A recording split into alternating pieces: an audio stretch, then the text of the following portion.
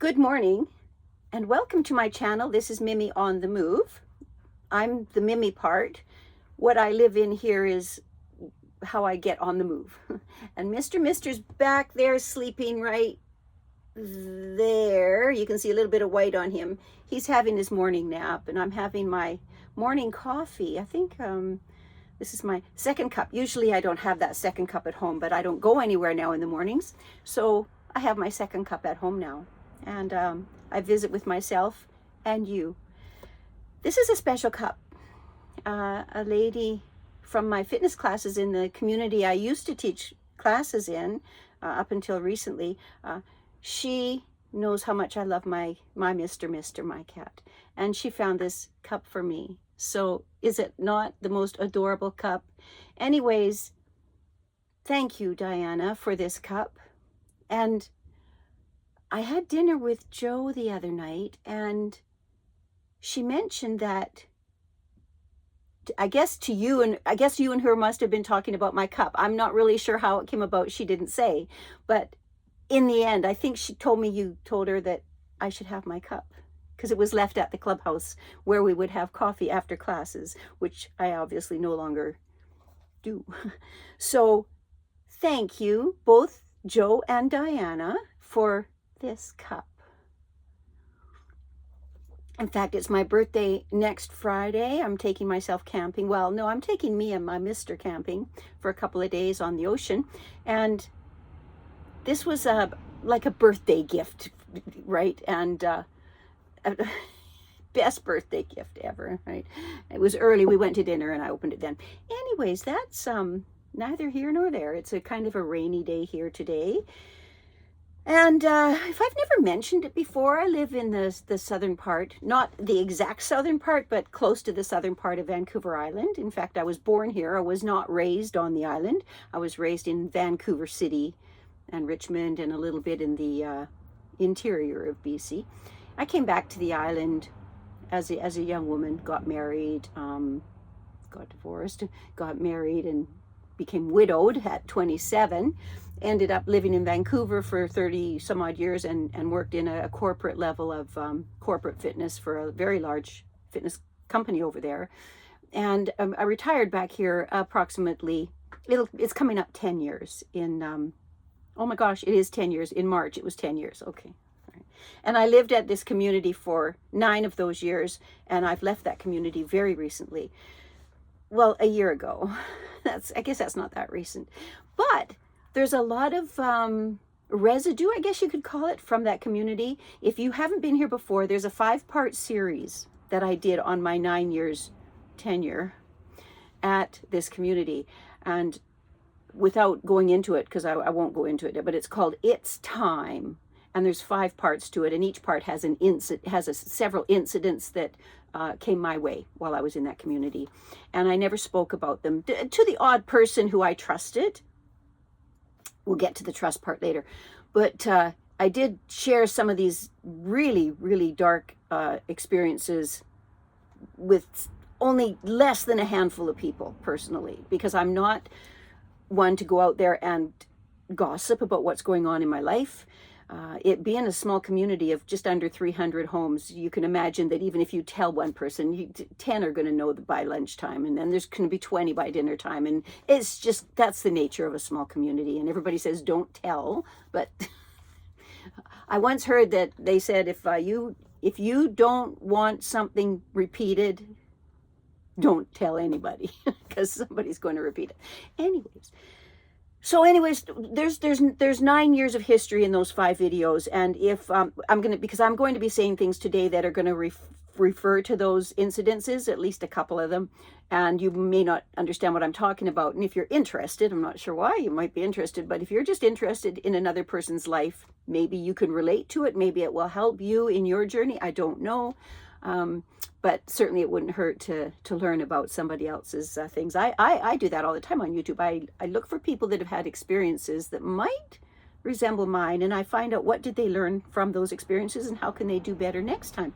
I always want to try to do better because goodness knows I don't always do better. I do my best. I can say that. I can honestly say I do my very best, but we can always be better. I can always be better. I'll speak for myself, okay? always.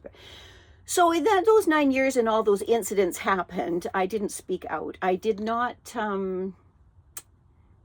defend myself. I live alone, like I say, with my cat.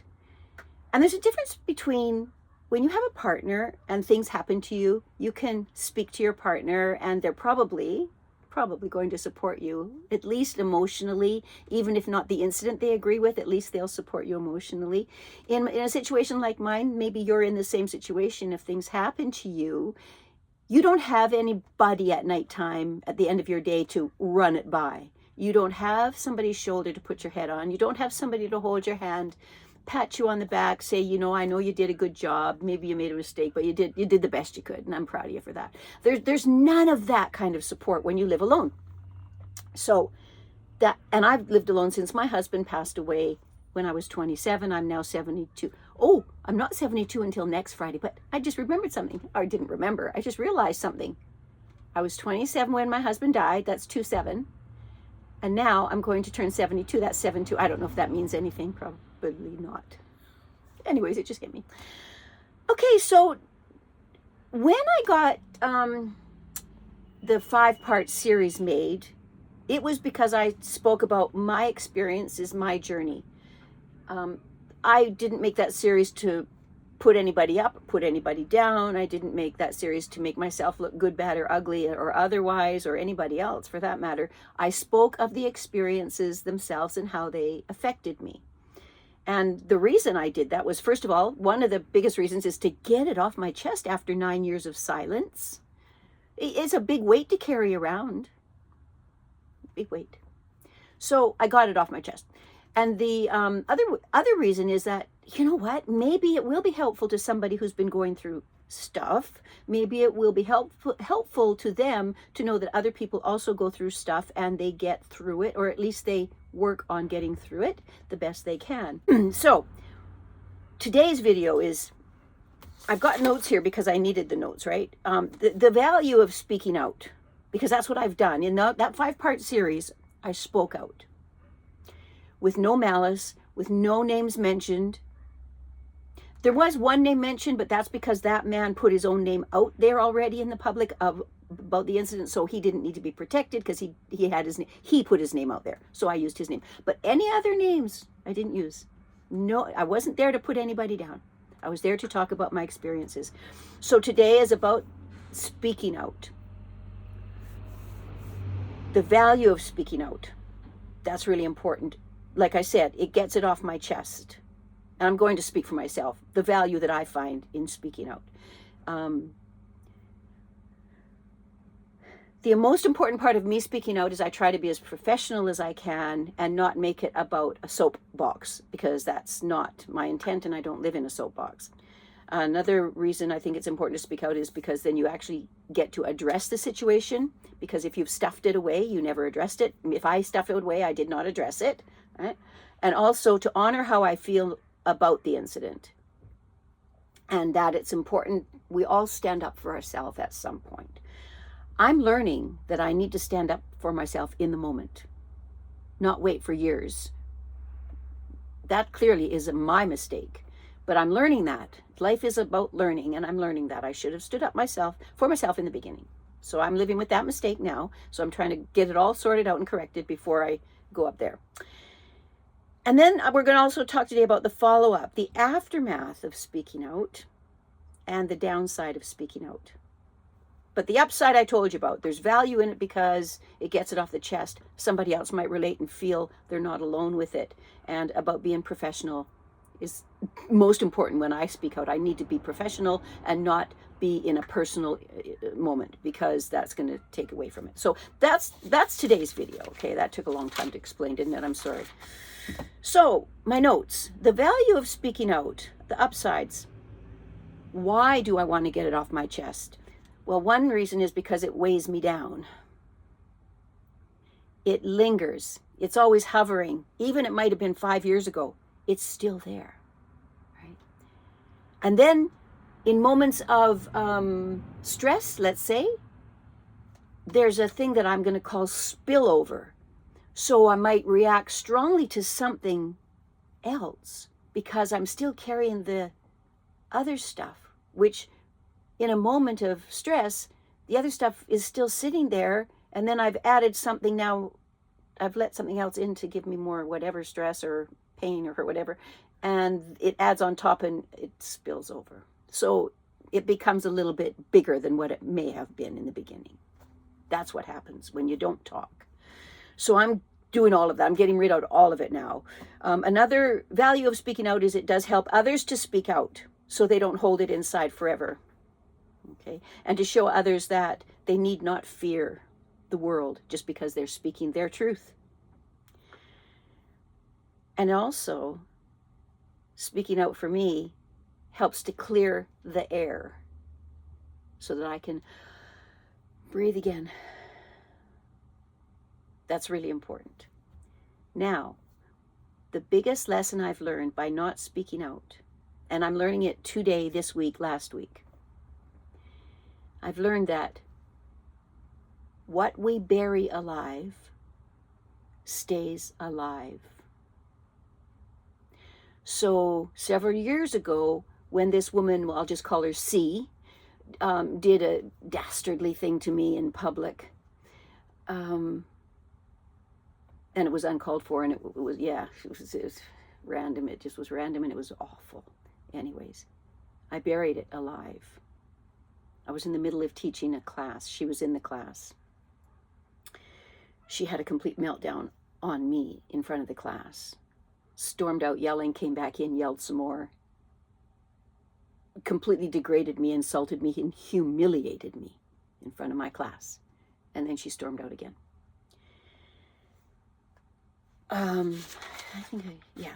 So what did I do when in that moment, several years ago?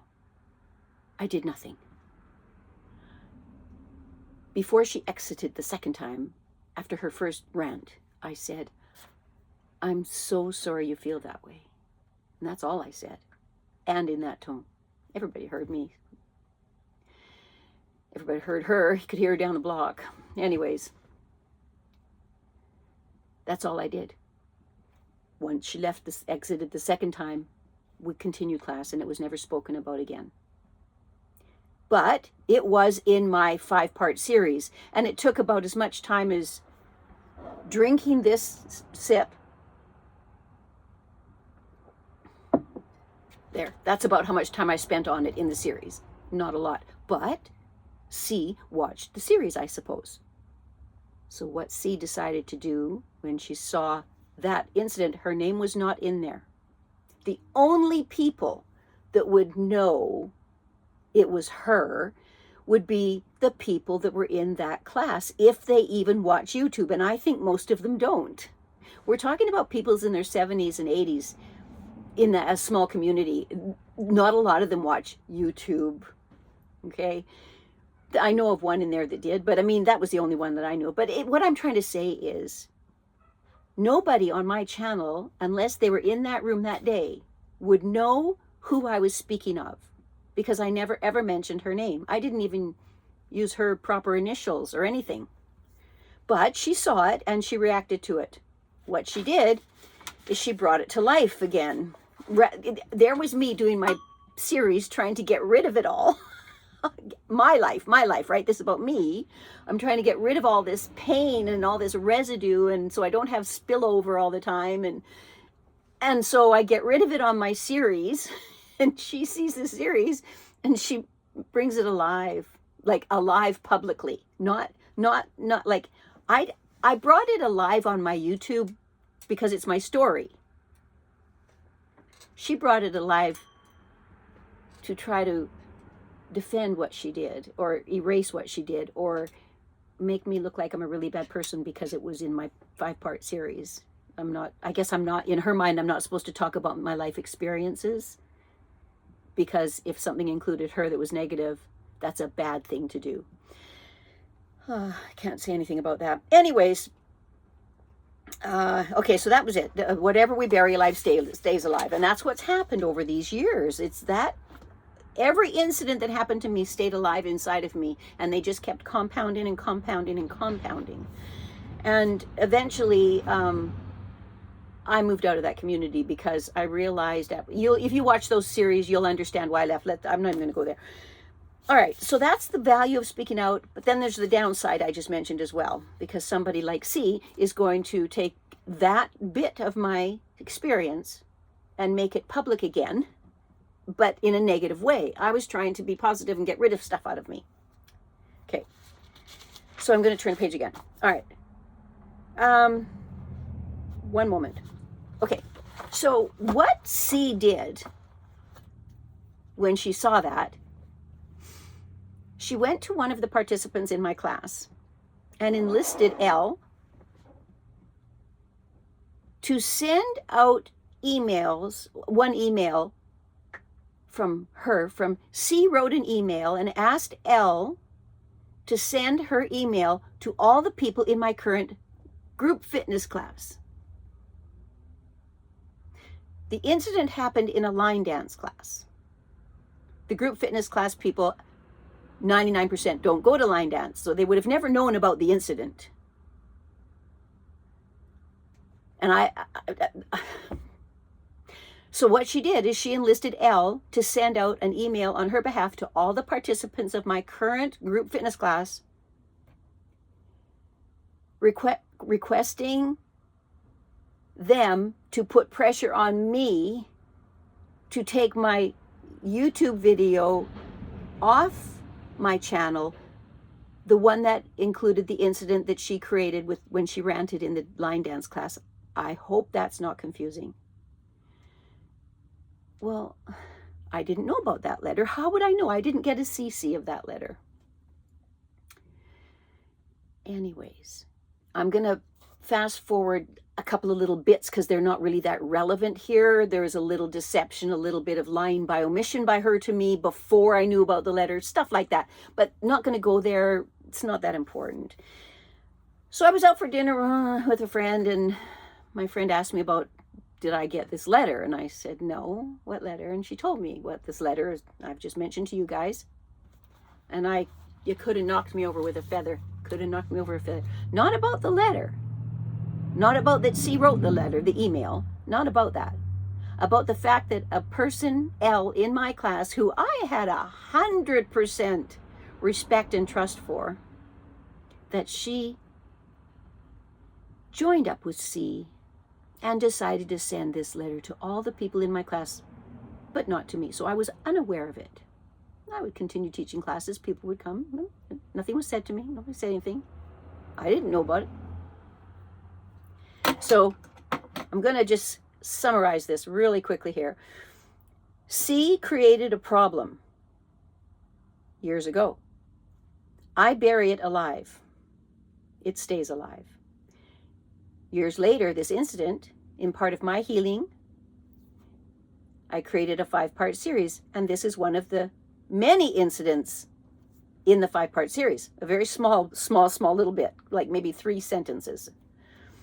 Okay, so C creates a problem, I bury it alive. I create a series on my YouTube channel to talk about my experiences for my own healing. No names mentioned. C sees the series and reacts to it. C enlists L to put pressure on me to take it off the internet. L assists C in doing this. I react to L's betrayal. And it was a complete betrayal in my mind because she didn't tell me about the letter. She sent it to all my participants, but not a CC to me to give me the heads up that this was happening. But guess what's happened since then? I finally decided I can no longer go to that community and teach those classes because L betrayed me in such a way, somebody I really believed in and trusted, that I felt this was the beginning of the end. Because if one is going to do it, maybe there's a second one next week and a third one the next week and so on and so forth. And I'd already lived 9 years. I already moved out of that community because of that kind of behavior, only worse at some points. So I realized at that point when L betrayed me that way,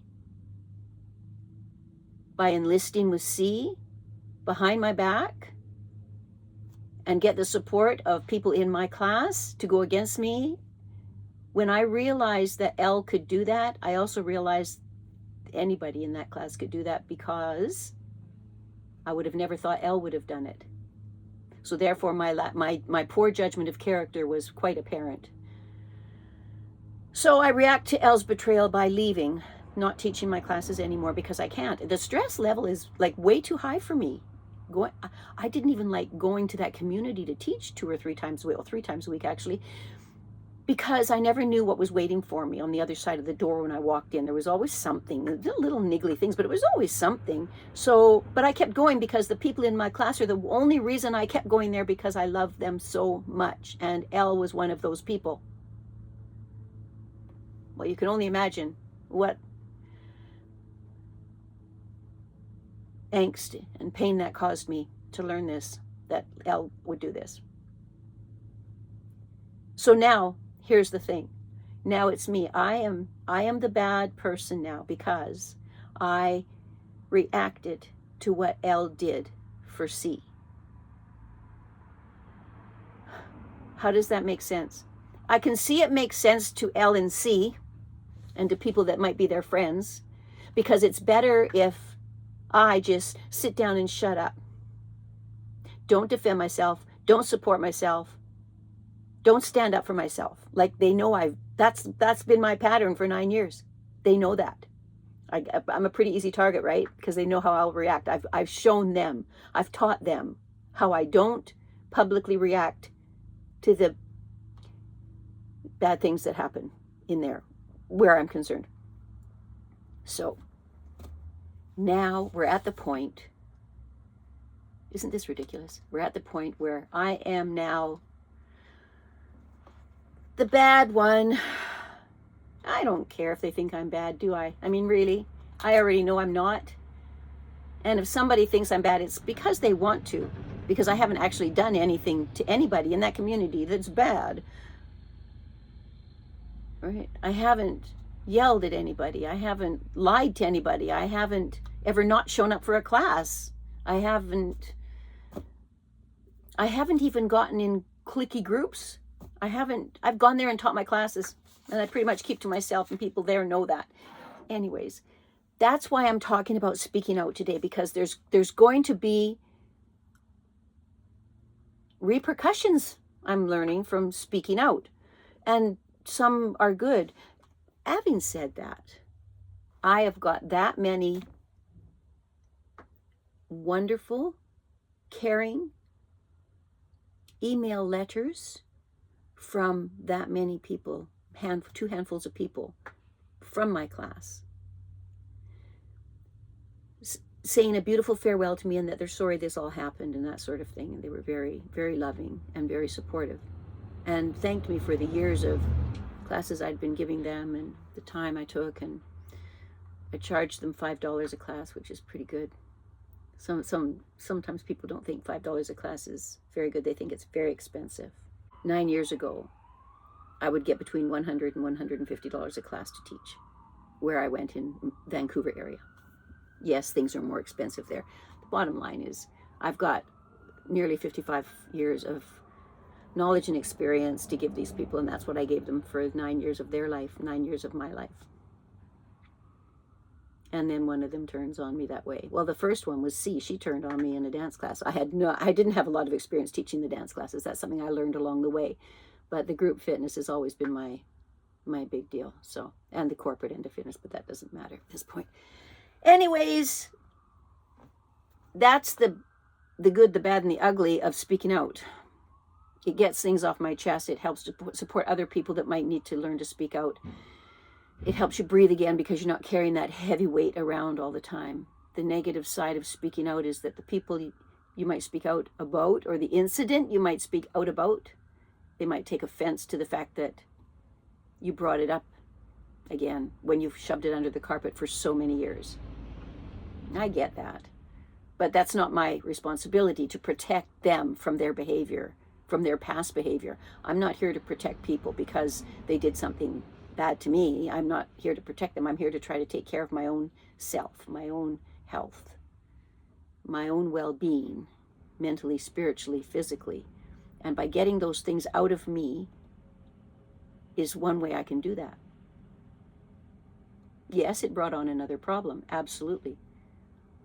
But it did not warrant being betrayed by somebody that I trusted so much. That's what it didn't warrant. So that's what this video has been about. Speaking out, the ups, the downs. I'm going to leave it at that. And I'm hoping, keeping both fingers very crossed, that I don't have to talk about this one again.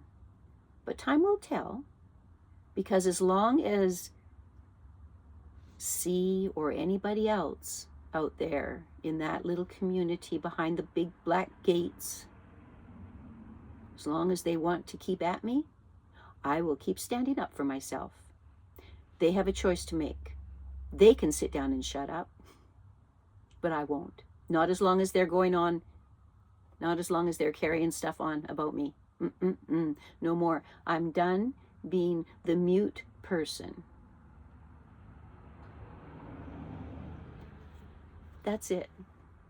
I hope that my experiences being shared with you give you some insight that speaking out may not always bring about positive ends initially, but hopefully it will end the stuff that's going on that caused it in the first place. I don't know. Maybe will, maybe won't. In any event, I'm going to go now. It's been 27 minutes, and that's quite long for you. I appreciate you coming. If you did watch this right to now, good on you. Maybe it was helpful to you. I sure hope so. And I hope my next video is on a different note, something more fun and positive. And well, you know what? Because it's my birthday next Friday, maybe I'll do a little camping video, because I'm taking myself camping. And until then, I wish you all the love in the world coming your way, and your ability to give it to others. Until next time, keep well.